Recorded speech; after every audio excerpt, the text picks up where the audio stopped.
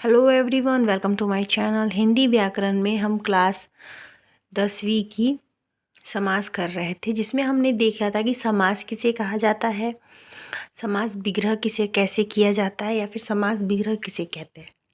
उसके बाद हमने उसके भेदों को जाना था। इसके 6 भेद होते हैं।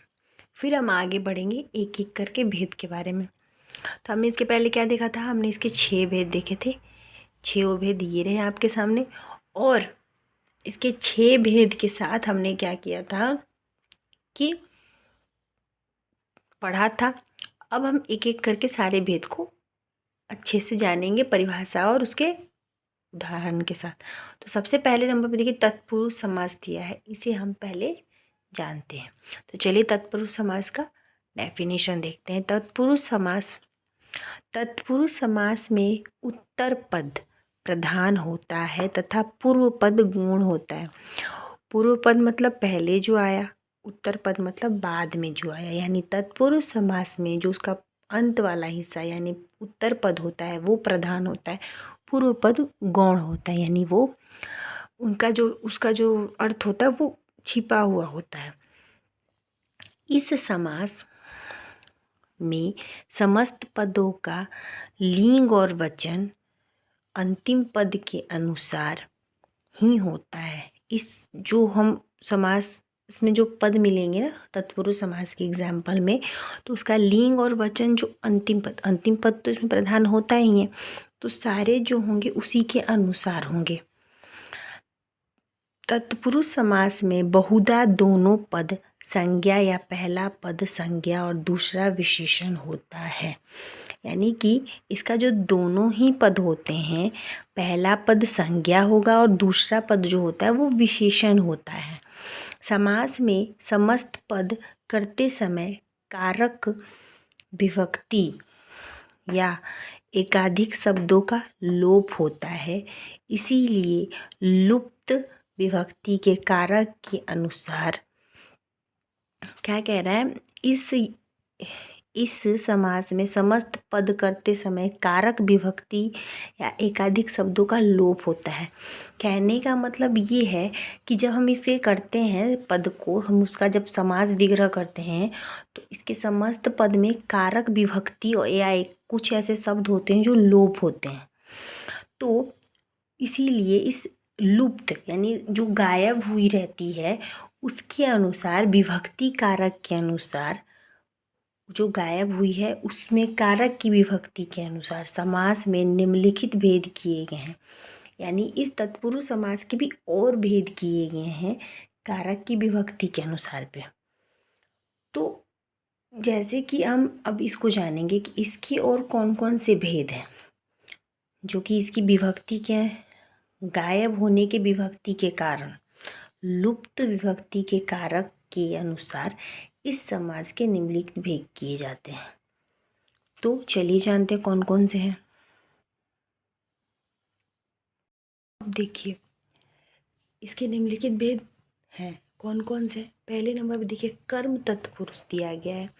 कर्म तत्पुरुष के अंतर्गत समस्त पद में कर्म कारक की विभक्ति का लोप होता है। जैसे कि आपने पढ़ा अभी तत्पुरुष में हमने क्या पढ़ा, इसमें कारक विभक्ति का लोप होता है। कारक विभक्ति का लोप आपने ये चीज़ ध्यान दिया होगा, कर्ता ने कर्म को कर्ण से संपादन काकों के लिए, ये जो होता है इन्हें ही ये कारक विभक्ति का लोप कह रहा है। जैसे यहाँ पे देखिए इसमें क्या बोला, कर्म तत्पुरुष। कर्म तत्पुरुष के अंतर्गत समस्त पद में कर्म कारक यानी कर्म को, उसका जो क्या है कर्म को है कि विभक्ति का लोप होता है। अगर आपके किसी भी समास विग्रह में को आता है तो वो आपका कर्म तत्पुरुष समास होगा। जैसे देखिए यहाँ पे दिया है आतिथ्य अर्पण और परलोक गमन। तो इसका क्या होगा, आतिथ्य अर्पण का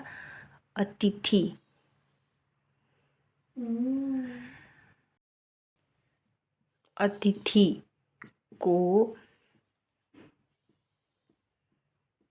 अर्पण आया यहाँ पे को, यानी कि को अगर आ रहा है तो ये कर्म तत्पुरुष समास है।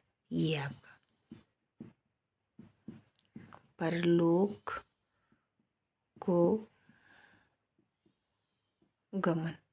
यहाँ भी को आ रहा है, यानी ये भी आपका कर्म तत्पुरुष है। कारक की विभक्ति कहने का मतलब यही है कि कारक में हम क्या करते हैं, आठों को एक उनकी हम चिन्ह से पहचान, जैसे कर्ता ने कर्म को, कर्ण से संपादन, काको के लिए अपादान से, अधिकरण में पर, इस तरह से हम उन्हें पहचानते हैं। तो यही ये कह रहा है, कारक की विभक्ति के का लोप होता है। समझ में आ गया? चलिए दूसरी ओर बढ़ते हैं।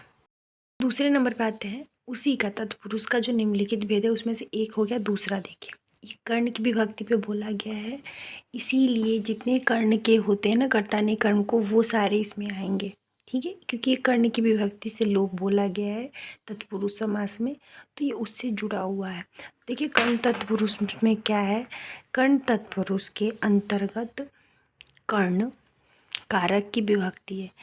अब यहाँ पे कर्ण तत्पुरुष के अंतर्गत कर्ण कारक की विभक्ति, यानी कर्ण से या के द्वारा, इसका चिन्ह क्या आता है, के से, कर्ण से या के द्वारा, विभक्ति से के द्वारा का लोप होता है। एवं पूर्व पद, यानी सबसे पहले जो होता है आता है पूर्व पद का उत्तर पद से संबंध स्थापित किया जाता है। यानी इसका जो पहला पद होगा, अगर कोई आपको वर्ड दिया जाएगा, उस वर्ड में जो पहला पद होगा उसका जो होता है अंत वाले पद से उसका एक संबंध होता है। जैसे कि यहाँ पे उदाहरण में देखिए दिया होता है गुण युक्त। अब ये गुण युक्त दिया है, यानी कि क्या हो सकता है इसका, अगर हम समास विग्रह करेंगे, गुणों से युक्त। देखिए गुणों से युक्त,